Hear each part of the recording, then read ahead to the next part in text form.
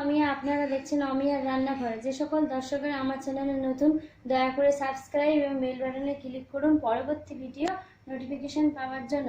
তো চলুন শুরু করা যাক। আজকের রান্না সর্ষে ইলিশ কচু দিয়ে বেগুন দিয়ে।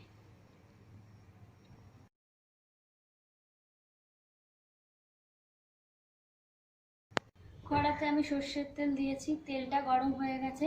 এবার আমি নুন হলুদ মাখানো মাছটা তেলে ছেড়ে দেবো।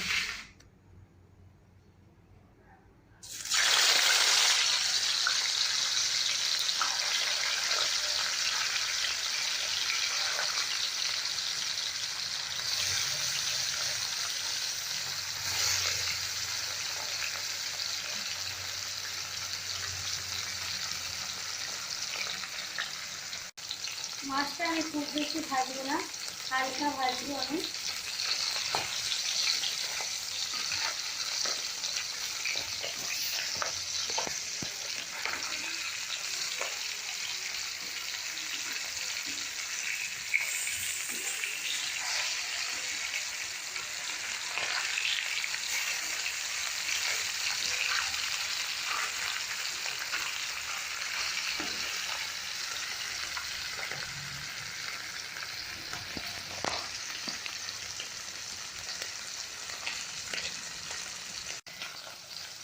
মাছটা আমি খুব বেশি ভাজলাম না, হালকা ভাজা হয়ে গেছে।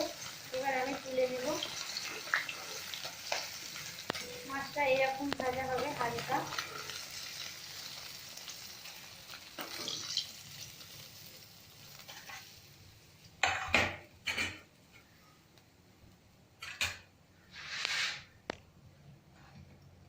এবার আমি তেলে কেটে রাখা কচু আর বেগুন ভেজে নেব।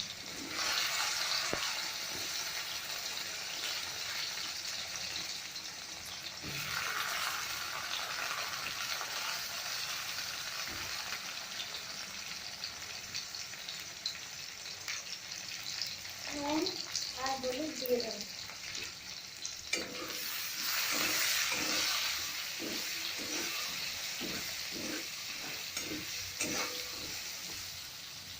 পরিমাণ মতো নুন আর হলুদ দিয়ে আমি এগুলোকে ভেজে নেব।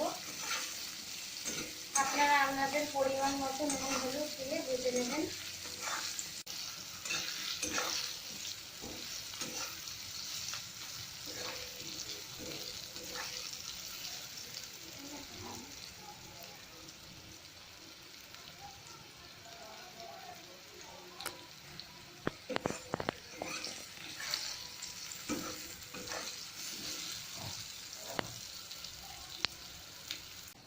কচু আর বেগুন আমার ভাজা হয়ে গেছে। আগে থেকে তৈরি করে রাখা পেঁয়াজ রসুন আদা লঙ্কা পেস্ট করা আমি এবার এই কড়াইয়ের মধ্যে দিয়ে দেবো।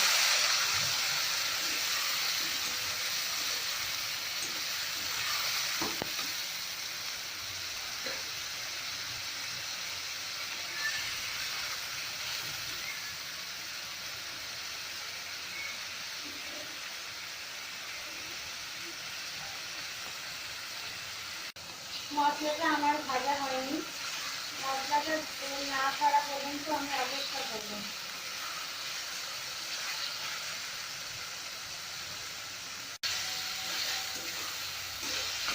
তেল না ছাড়া পর্যন্ত আমি মশলাটা নাড়তে থাকবো।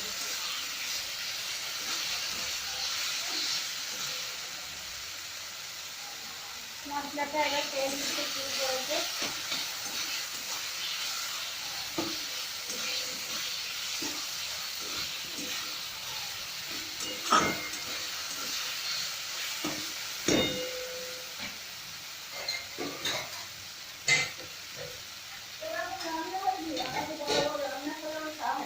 মশলাটা আমার ভাজা হয়ে গেছে। এবার আমি পরিমাণ মতো জল দিয়ে দেবো।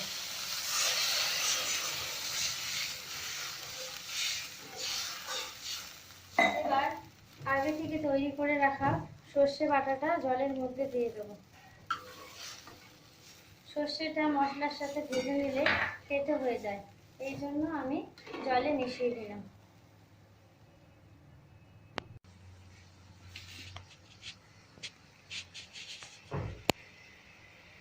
হলুদটা আমার কম মনে হচ্ছে, তাই আমি হলুদটা দিয়ে দিচ্ছি।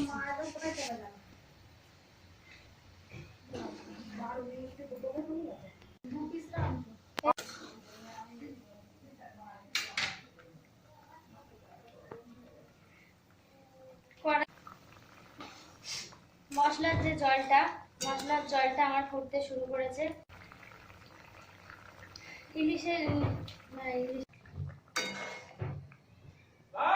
কড়াইয়ের জলটা আমার ফুটতে শুরু করে দিয়েছে। এবার আমি একে একে মাছগুলো ছেড়ে দেবো।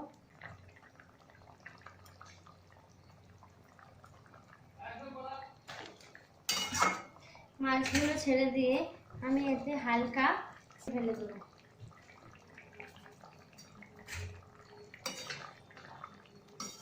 এবার আমি এটাকে লো ফ্লেমে 15 মিনিট ফোটাবো, যতক্ষণ আমার সবজিগুলো সেদ্ধ না হচ্ছে, কচু আর বেগুন। 15 মিনিটের জন্য ঢেকে দিলাম।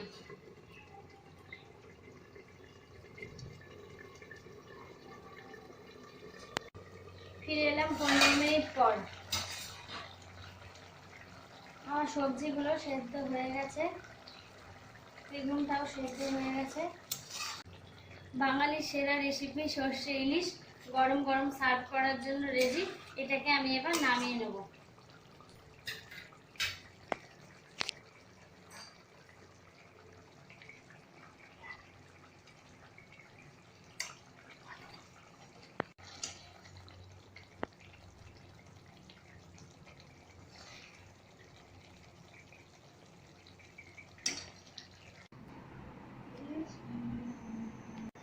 আমার ভিডিওটি আপনাদের যদি ভালো লেগে থাকে লাইক এবং কমেন্ট করতে ভুলবেন না।